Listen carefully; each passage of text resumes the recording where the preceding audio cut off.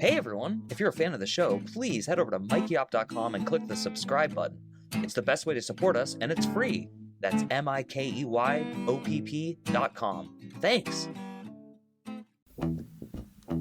Hi, I'm Mike Oppenheim, and you are listening to Coffin Talk, Interviews with the Living, a weekly podcast that explores how our views on death affect the way we live our life. This week, coming all the way from Australia, is Marie Allesi, and she's works officially in the grief counseling world, but her story for how she got there is not only compelling, but also kind of sad, so a little bit of a trigger warning for those of you out here. This one might jerk some tears, but it ends with a person who says she will offer you different perspective on life, love, and grief, and leave you with choices that are yours to make. So Marie, can you say hi, please?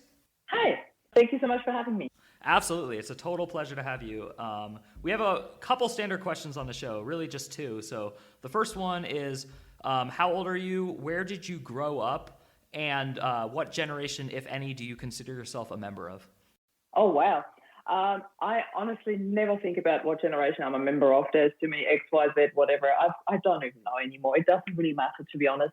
If you ask my boys how old I am, they tell you 39 forever. I trained them well, thank you. But you can actually add a decade to that. So, yeah. How old am I? That's answered. What was the other question? Where am I from? So I was actually born in Vienna, Austria, but then grew up in Germany till I was about 7, and then we went back to Austria. Traveled around a lot there due to the profession of my dad. He was a construction engineer, so he was always overlooking quite large projects, and we moved with him. So I've got 21 moves under my belt so far and counting, and have moved to Australia in 2004. Wow, that's awesome. And I am not an accent expert, but would you say you have an Austrian, a German, or an Australian, or none of the above accent? Definitely not German. Careful. Just kidding. A very, very slight Austrian accent will always be there. So Australians always discover that. Like they always go like, okay, where's that slight accent from? But everywhere else in the world I go, they think I'm Australian. So it's probably just really noticeable quite strongly for the native ones or native English-speaking people. But yeah, everywhere else in the world, they don't notice it at all. All right, cool. So I feel a little bit less ignorant. Awesome. I taught ESL for like 10 years, so I have a lot of familiarity with hearing people speak, but yours was definitely captivating me. So you moved to Australia, and shortly thereafter, you met your husband, the father of your 2 children. And so I'm just going to let you tell the story from there. Awesome. Okay. So yeah, because a lot of people always ask me, did you move here for Rob? And I said, no, I always wanted to move here. So I can only describe that as a really strong calling that I had my whole life. I always felt like I was born on the wrong side of the planet. And in 1997, I actually came here for the first time, visited like 9 times in 3 years, like really crazy, back and forth all the time. And it took me 7 years to finally make my way to Australia, find a way to stay in the country legally.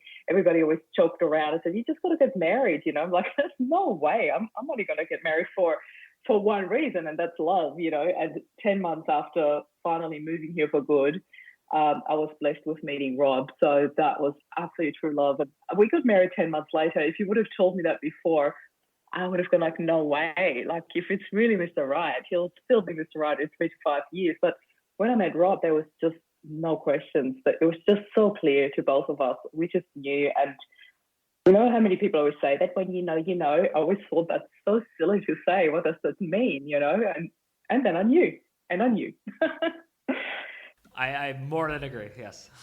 So you sound like you're pretty intuitively driven, so keep going. Yeah, so the next step, Rob and I got married. We had our dream barefoot wedding at the beach. 2 years later, we had our first son, Flynn. Another 2 years later, our second son, Jed. And that completed our family. We lived a really, really happy life, not just on Facebook, in true life. We were really in tune, very connected. And we were always looked at, you know, oh, you're that couple, you know, it's like, get a room, and you're just so crazily in love still after all these years, and how do you do it? And Rob and I were just really in tune, you know, there was never any serious arguments or like that. We were just, I don't know, just literally match made in heaven. I can't put it in any other ways. And I left the advertising industry that I was in when I met Rob, and then stumbled into the self-development world. I became a mindset mentor, focused a lot on transition, transformation, and did that for about 7 years, more and more in the business world. I worked with a lot of business owners to help them with their personal growth to achieve business growth. And 7 years into running my business, Rob went on a business trip and never came back. So he was halfway across the country, or actually all the other way on the other side of Australia, on a business trip in Perth. And we chatted the night before, had a really beautiful conversation about love, believe it or not. And and he said, I'll wake you up tomorrow morning, because I had to update my phone. I couldn't use it as an alarm clock. And that should have been 7:30, and I woke up at 7:31, and Rob hadn't called. And for everybody who knows Rob, he was always on time. He would always, he would always be Mr. Reliable. And something within me told me something happened, but I didn't want to buy into that feeling.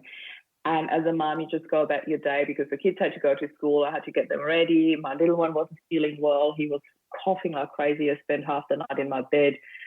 And, you just go about your day. And then the longer the day went on and I hadn't heard from him, the more my anxiety levels were rising. And I'm not a person to usually have anxiety, but I could feel something wasn't right. And I kept texting and I kept calling. And I think he must have had, I don't know how many missed calls from me that day.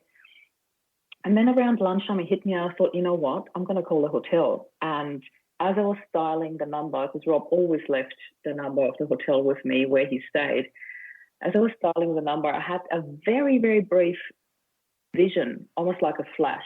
And I saw Rob collapsing in the shower. And I was just shaking my head. I remember physically shaking my head, going don't be silly, Marie, just get your act together. And I'm calling them, and I said, look, I just, I'm Marie Allesi. I believe my husband is staying with you. And I just haven't heard from him, and please don't think I'm one of those freaked out wives stalking her husband, but can you please send somebody up to his room and check, And as I said that, I added, and can you please also check in the shower? And I thought they must think, what's on with her, But because I had this vision, I thought I want to add that.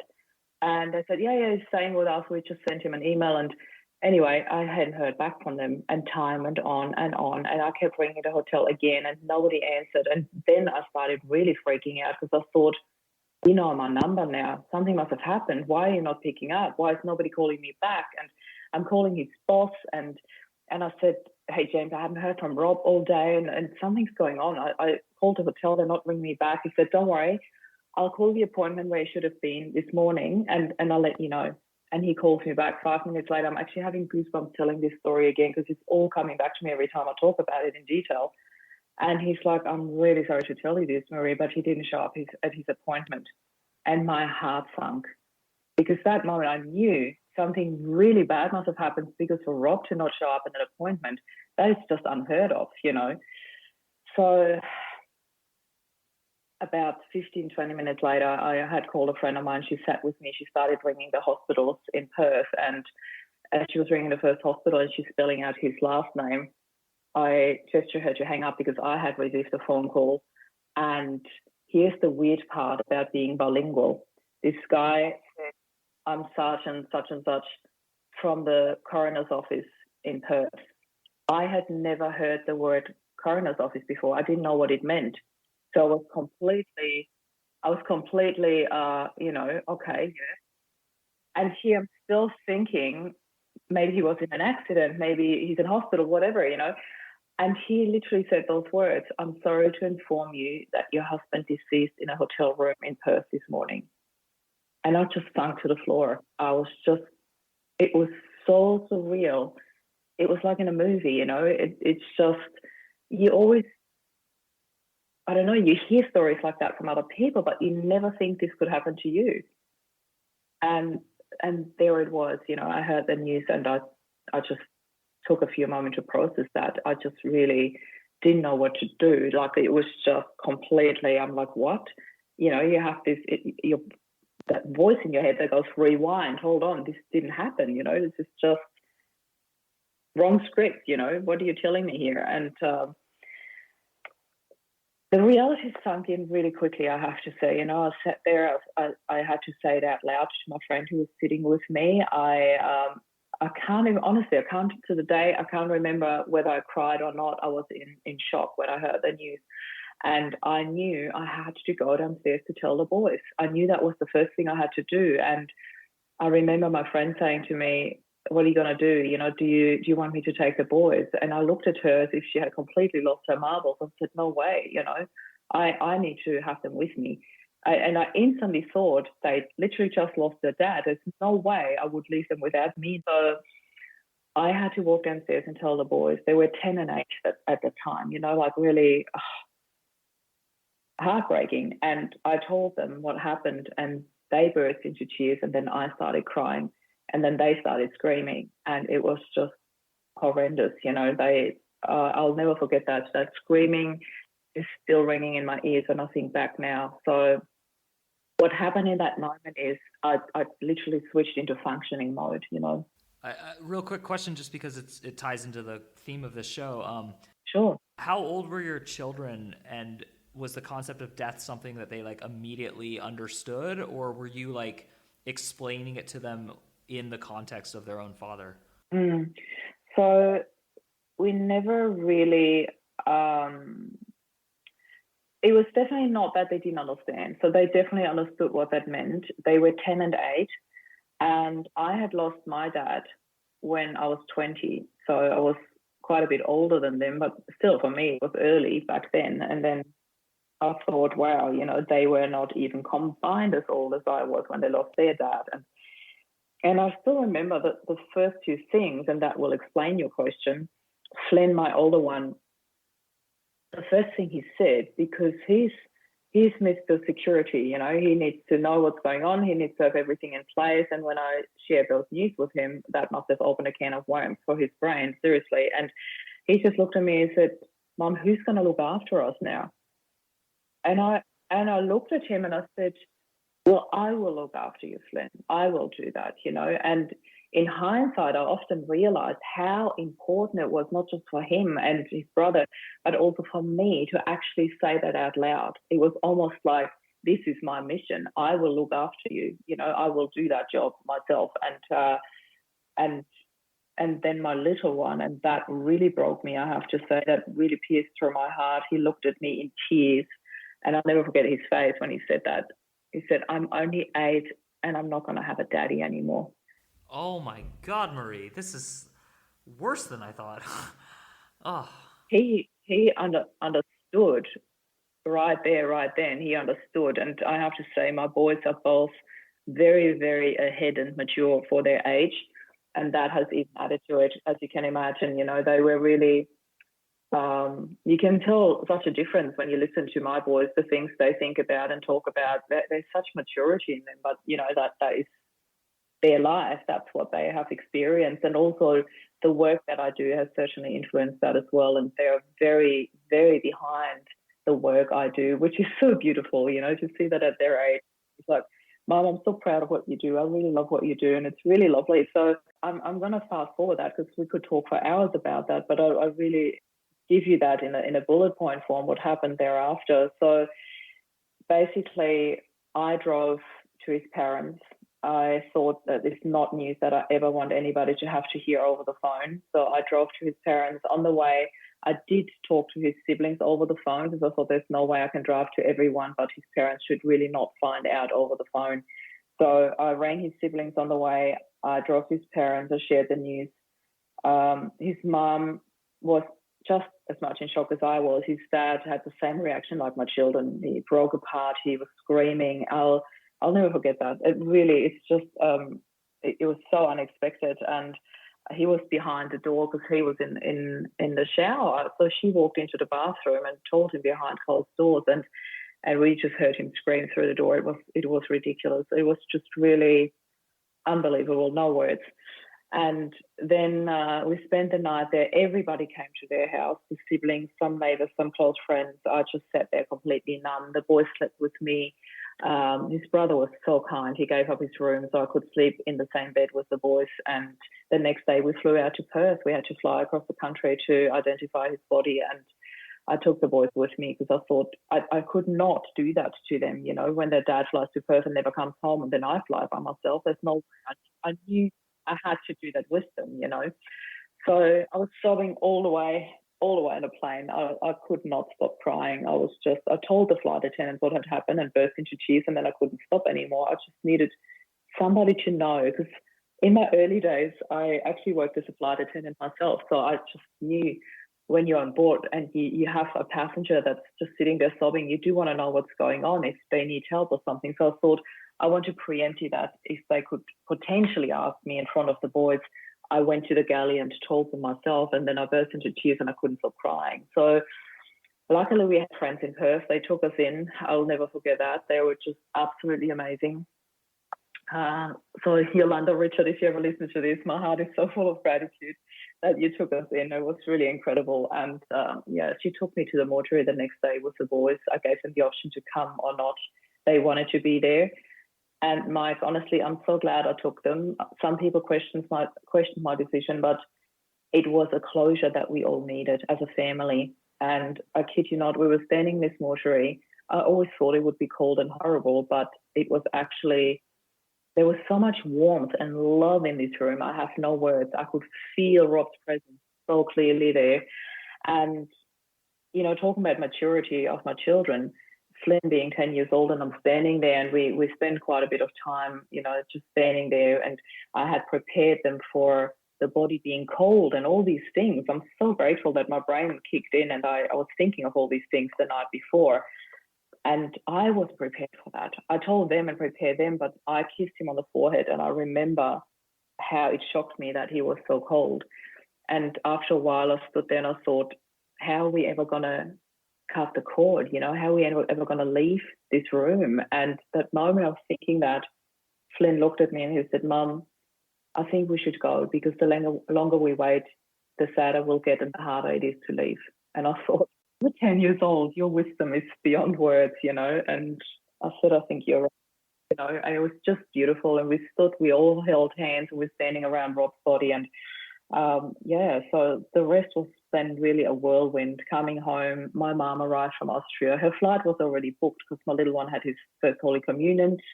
So we had Rob's funeral on the Thursday, sorry.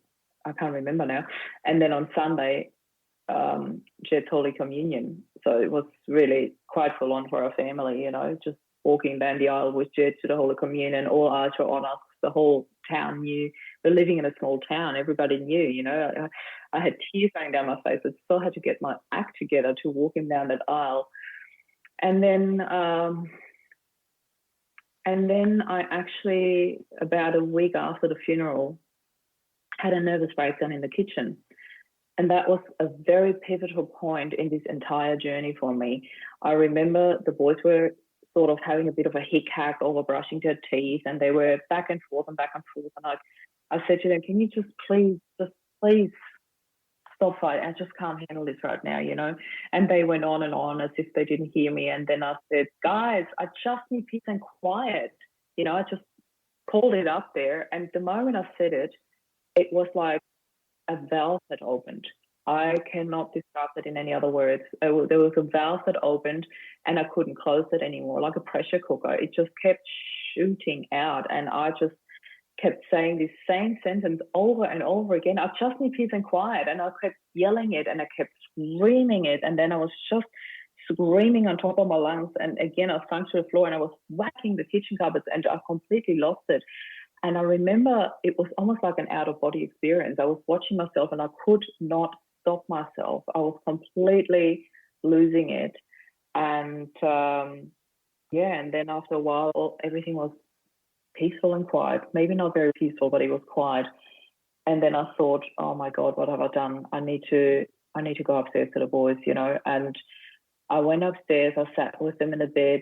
Flynn was under the blanket. Jet was hiding under the blanket. And I had a very calm and very long chat to them about what happened, you know. And I said, I don't ever want you to witness something like that again. I'm really sorry that happened, you know. I could not stop myself. And I explained how I felt and how important it was to release that, and how sorry I am that they had to witness that. And I said, you know how you talked to Doreen at school? She was the school counselor.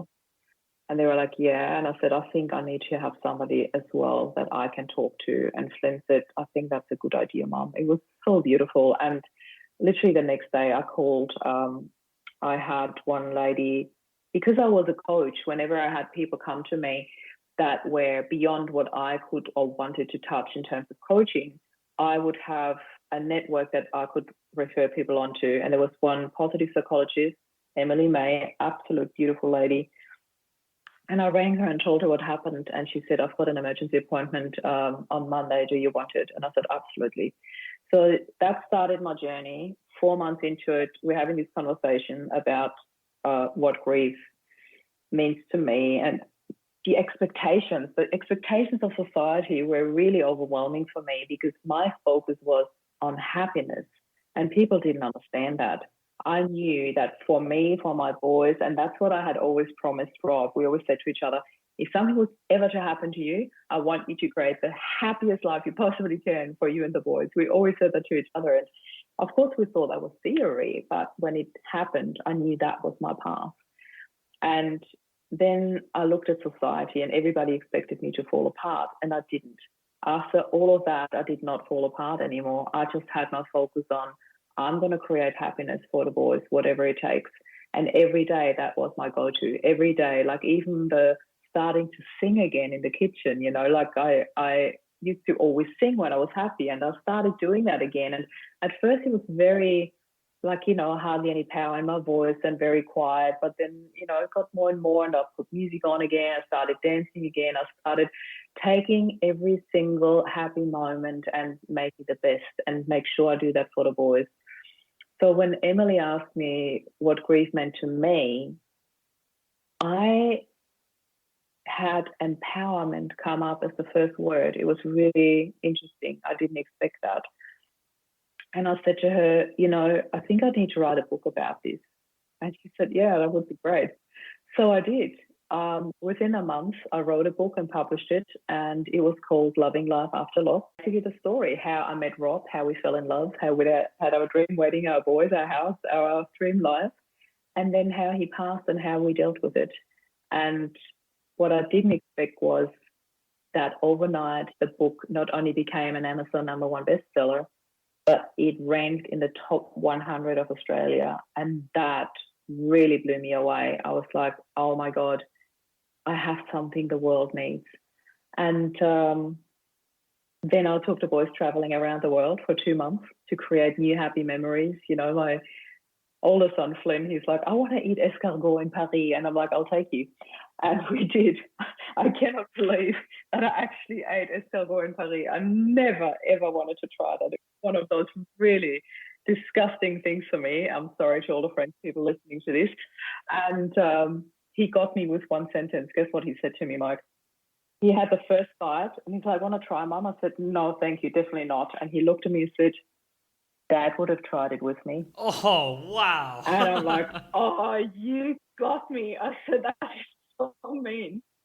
And then not only I tried it, but my little one too. And my little one never tries new things. He is just, no, if I don't know it, I'm not going to taste it.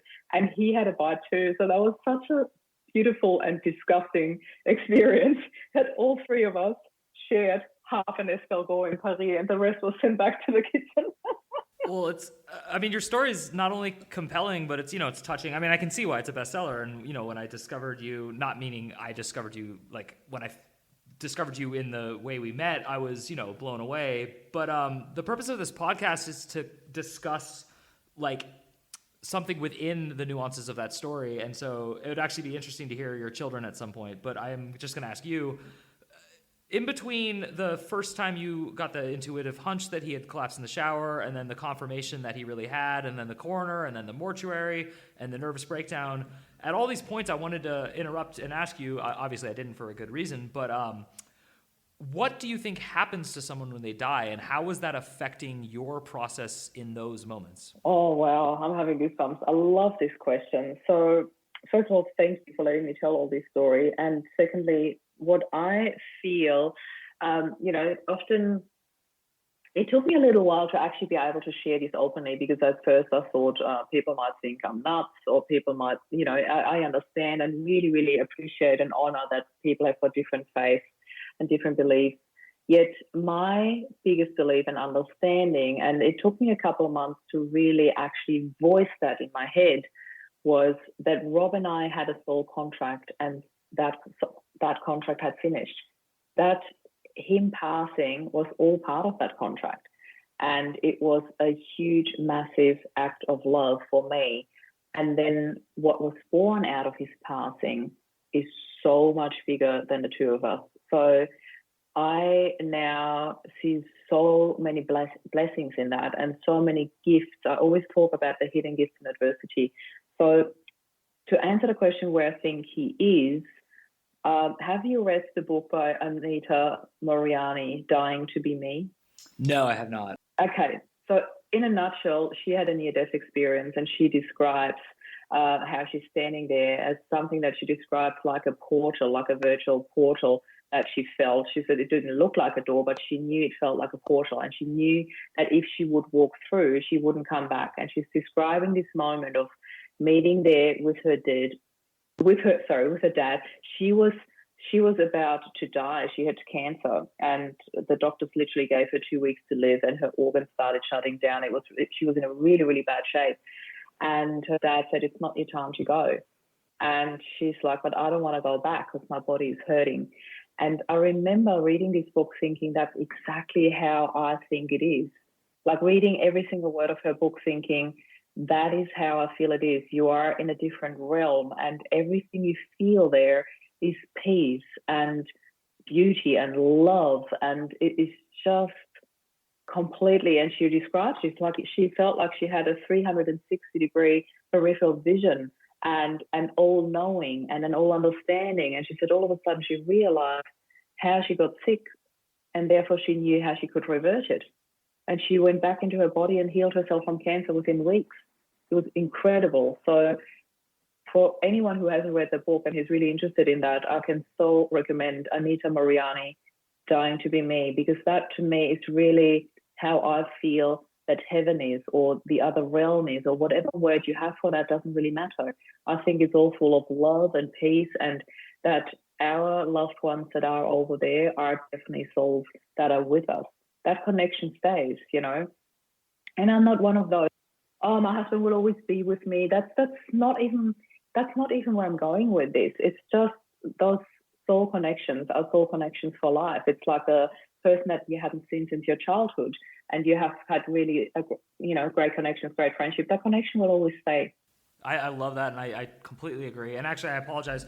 I did read that book. I didn't recognize the title or the author's name, but I read so many books of that category, and it was not only profound, but it affected me very similar. And so I just want to make sure I own up to that, because in a good way, I was, as you described it, I was like, oh my God, yeah, I remember this. And you really told it well.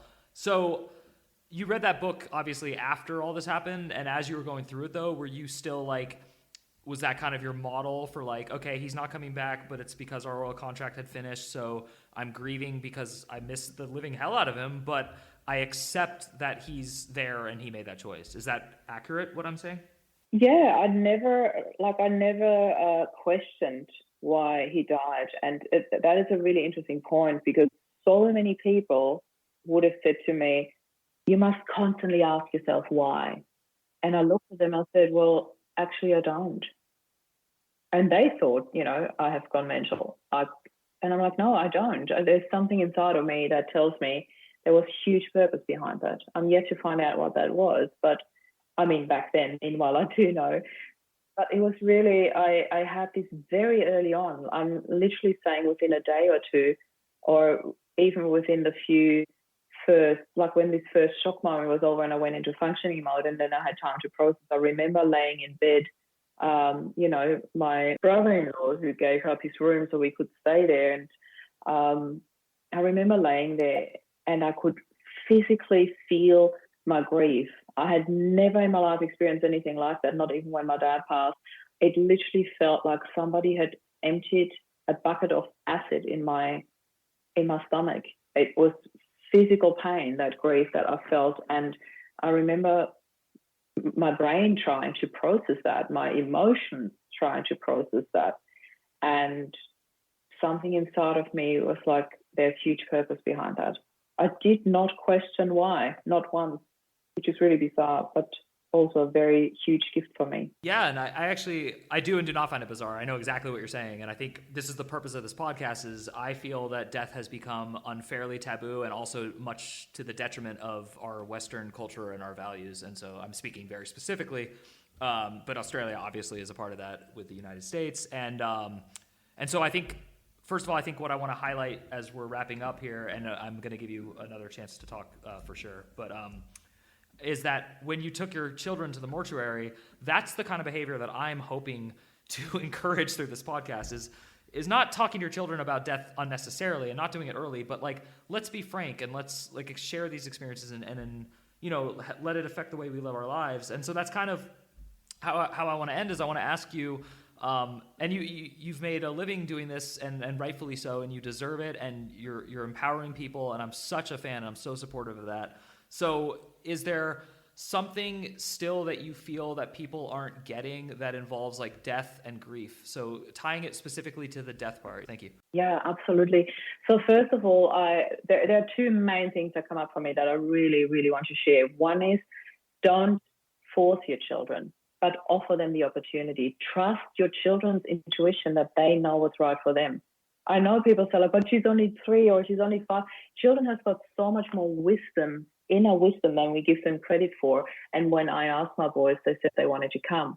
And, you know, on the way to Perth, on the plane, when I explained to them what that meant, that term identifying Dad's body, Flynn said to me, so it could be that they have the wrong guy. And I said, no, Flynn, I know in my heart that it's that. Don't you think you would have called us by now if they did have the wrong guy? I told them about the tattoo because Rob and I got a matching tattoo for our 10th wedding anniversary for our children, a little universe, you know, with their initials in it. And I asked straight away, has he got that tattoo on his shoulder? And they said, yes. So I knew instantly, you know, and in my heart I knew, but he didn't, and he needed to see him. He really needed to see him, and that gave them closure. So I'm really grateful that I did that. And what I'm saying is leave that up to your children to decide, even when they're little, you know, explain it to them on their level. They do understand, trust that. It's obviously different when they're babies, I get that, when they can't talk yet. But, you know, when they can talk, trust that you can explain it on their level and they make a decision. And if they start crying and pulling away, let them. Don't force them to see them, because that is really, really one of the most horrendous things you could do to your children. And the other thing that I'm always very, very big on is please, please, please don't bombard people with your grief stories when you hear about their loved ones passing. Honestly, it's like somebody's pregnant and every woman feels compelled to tell their worst horror story about birthing. Don't. And it's the same with grief. You know, I walk around and my husband just passed, and then it was like, oh, yeah, you know, my sister's husband passed. I know exactly what you're going through. No, you don't. And it's just, I understand why people do it. It's a sign of empathy. They think they're showing empathy, but they're not. They are sharing something from their side that's adding to everything you've already got on your plate. You don't need that. You just need people to listen and to hold space for you. And that's how simple it is. It's not always easy, but that's how simple it is. Well, that is truly, truly beautiful and wise, and I agree completely. And so, Maria Allesi from Australia, thank you so much for helping us put another nail in the coffin. This was an extraordinary conversation from an extraordinary person. And if you check out the tab on the podcast, you will find all of the links, and especially how to find her fabulous book and get a copy. So for those of you listening at home, I again encourage you, if you love the podcast, to please support us the best way you can, which is to subscribe and maybe share it with a friend or two. I'm Mike Oppenheim. You've been listening to Coffin Talk, and we will see you soon.